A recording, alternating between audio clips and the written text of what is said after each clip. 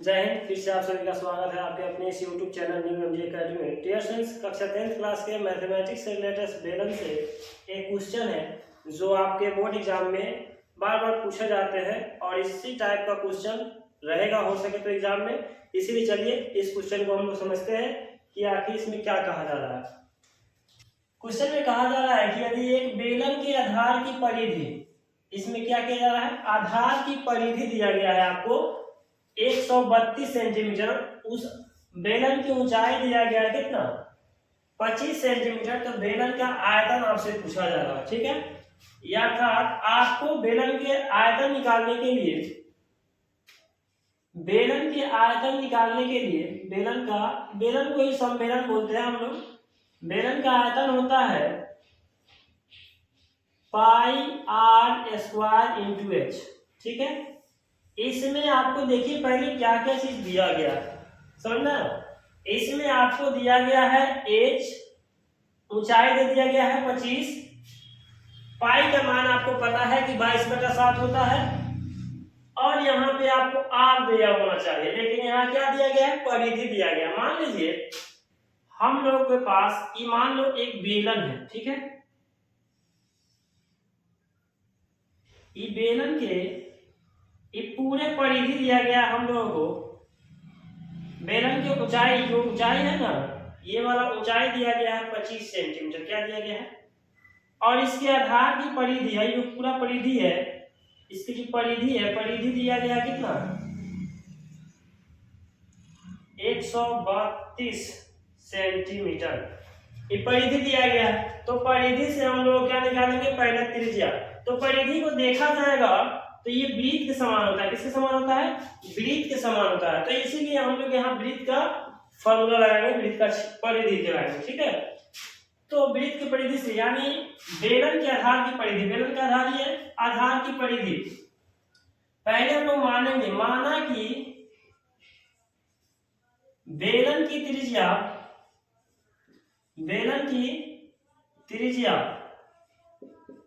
8 centimetre है, ठीक है।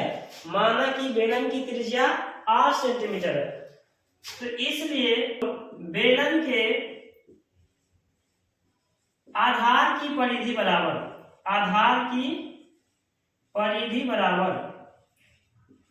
बेलन के आधार की परिधि क्या लिखेंगे, 2 पाई आर लिखेंगे। क्या लिखेंगे, 2 पाई आर। और ये बेलन के आधार की परिधि आपको दिया गया है, कितना है 132 सेंटीमीटर। तो हम यहाँ लिखेंगे 132 सेंटीमीटर बराबर 2 गुने पाई का मान कितना होता है 22/7। ऐसे अगर आप दशमलव में लिखते हैं तो कितना होगा आपको 3.14, ठीक है। यहाँ पे हम लोग 22/7 लिखेंगे, और यहाँ आर को हम लोग त्रिज्या, यहाँ हम लोग क्या माने आर जनरली। अब यहाँ देख लीजिए, इसको लिख सकते हैं 132 बराबर 2 गुने 22 करें कितना हो जाएगा 44, और ये 8 से गुना हुआ 44/7। इसका 1 और इधर का इधर गुना होता है, इधर का इधर क्रॉस होगा, यानी इसको लिख सकते हैं 44 आर बराबर कितना 132 गुना 7, ठीक है। अब ये आर यानी त्रिज्या बराबर हम लोगों को निकल के आएगा 132 गुने 7, अब बटा कितना, बटा हम लोग लिखेंगे ये जो 44 है 44, इस 44 से 4 3 12 यानी, और 4 3 12 13, आर का मान 3 गुने 7 करेंगे तो ये आर का जो मान आएगा ये आ जाएगा 21। कितना आ जाएगा। अब देखिए आपने किस तरह से हम लोग वृत्त की परिधि से क्या निकाल लिए, त्रिज्या निकाल लिए, ठीक है। तो त्रिज्या जब निकाले, ये आपका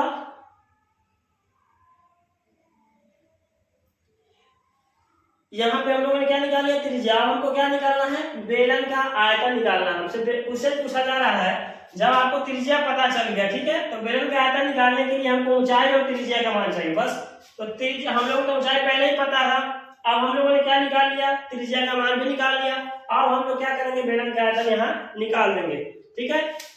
तो बेलन के आयतन निकालने के लिए हम लोग जगह कम पड़ रहा है, इसलिए इसको क्या कर दे रहे हैं, चित्र को मिटा दे रहे हैं। आप लोग चित्र तो समझ ही गए हैं, तो यहाँ समझ लीजिए कि बेलन का आयतन निकलता कैसे है।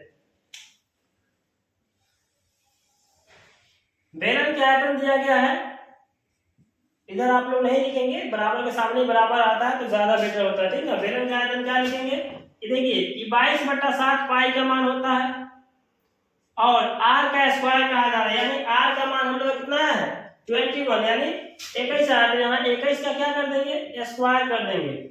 और h का मान कितना है, देखिए तो ऊंचाई दिया गया है, एग्जाम कितना है 25 है, 25, तो यहाँ पर हम लोग क्या लिखेंगे 25 लिखेंगे।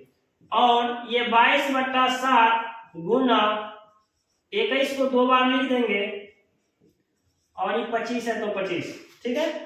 अब ये 7 3 का 21 कट जाएगा, 7 3 का 21, यानी 22 गुने 3 गुने 21 गुने 25। जब आप इसको आपस में गुना करेंगे तो आपको निकल के आ जाएगा बेलन का आयतन, समझ में आया। तो आप गुना कर लीजिए, यहीं पे गुना कर लेंगे तो ज्यादा बेटर होगा आपके लिए। थोड़ा इधर ध्यान दीजिएगा, हम गुना कर रहे हैं यहाँ पे आपके लिए, हम गुना भी कर दे रहे हैं, ठीक है। 2 तिहाई 6, 2 तिहाई 6, 3 से गुना हो गया। अब इसमें आपको 21 से गुना करना है, ठीक है। समझते चलेंगे एक एक चीज। 66 एक हम क्या कर देंगे 66, और 66 गुना कितना होता है 6 दूना 12, 6 दूना 12 13, 6 8 3 1। इसमें हम लोग 21 से जब गुना कर दिए तो 21 की जगह कितना है 25, तो आप कितना से गुना करेंगे 25 से गुना करेंगे। 7 7 6 5 30 के 0, 8 5 40, 8 3 43 के 3, हासिल कितना 4, 3 5 15 और 4 कितना हो जाएगा 19, हासिल 1 और 1 5 5 1 6, ठीक है। आप 6 से 2 में गुना करेंगे, 6 गुना 12, 8 गुना 16 में हासिल 1 17 के 7, हासिल 1, 3 गुना 6 1 7 और 1 गुना 2, 7 में हासिल नहीं इसलिए नहीं लिखेंगे। 0 के 0 3 2 5, 9 7 16 हो जाएगा और 7 6 13 1 14 के 4 और 2 1 3, 34 650। आपका जो राइट आंसर आएगा कितना आएगा 34 650, कितना आएगा 650। ये आपका जो होगा राइट आंसर होगा। देखा आपने क्या क्वेश्चन कह रहा था कि यदि एक बेलन की परिधि 132 सेंटीमीटर है और इसकी ऊंचाई अगर 25 सेंटीमीटर है तो बेलन के आपसे आयतन पूछा जा रहा था। क्वेश्चन आपसे यही पूछा जा रहा था आयतन ज्ञात करें। तो हमने देखा कि बेलन के आयतन में निकालने के लिए हमको सबसे पहले जरूरत चाहिए त्रिज्या और ऊंचाई का, लेकिन इस क्वेश्चन में हमें ऊंचाई और परिधि दिया गया था, तो परिधि का हमने फॉर्मूला लगाया कि माना कि त्रिज्या को हम लोगों ने मान लिया r का मान निकालना था। तो बेलन के आधार की परिधि हम लोगों का फॉर्मूला होता है ये कि 2 पाई r, तो 2 के जगह पे हमने क्या लिखा 2 पाई का मान 22/7, r का मान r रहने दिया क्योंकि त्रिज्या हम लोगों ने क्या माना था r माना है। और परिधि जो है 132 सेंटीमीटर दिया हुआ है, जिससे हमने सोल्व करके इसको r का मान 21 निकाले। और जब r पता चल गया यानी त्रिज्या पता चल गया और ऊंचाई पता चल गया तो हम लोग क्या निकाल दिए बेलन का आयतन निकाल दिए। उम्मीद करते हैं कि आप ये क्वेश्चन को अच्छे से समझ पाए होंगे। अगर आपको इस तरह का वीडियो और देखना है तो मेरे चैनल को सब्सक्राइब करें, वीडियो को लाइक तथा शेयर करें ताकि मेरी हर वीडियो का नोटिफिकेशन आपके पास सफलतापूर्वक जा सके। डियर फ्रेंड्स, आज की क्लास में इतना ही, फिर मिलते हैं हम लोग अगले वीडियो में। तब तक के लिए धन्यवाद, जय हिंद।